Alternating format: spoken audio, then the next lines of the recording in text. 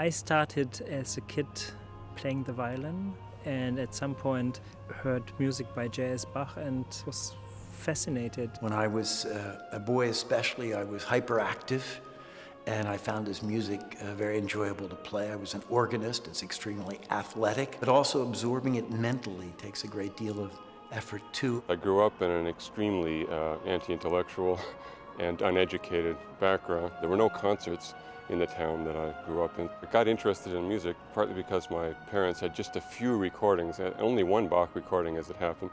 And I liked it a lot, and so with my own money that I had earned, I bought many recordings and listened to them constantly. I listened to classical music programs when I woke up in the morning, when I came back home from high school. I was blown away by it, utterly transformed by it. It's fantastic.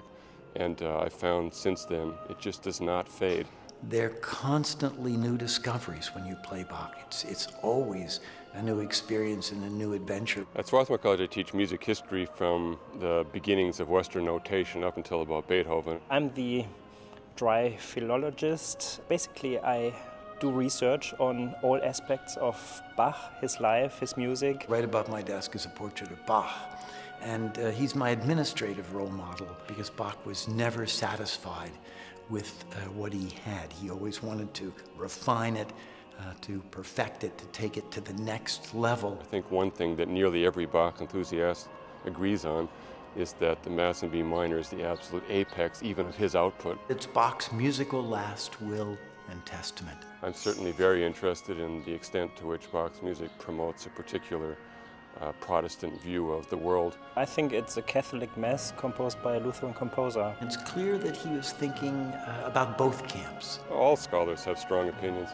The human mind is always looking for meaning. And I think this is the danger of every kind of scholarship, at least in Bach scholarship.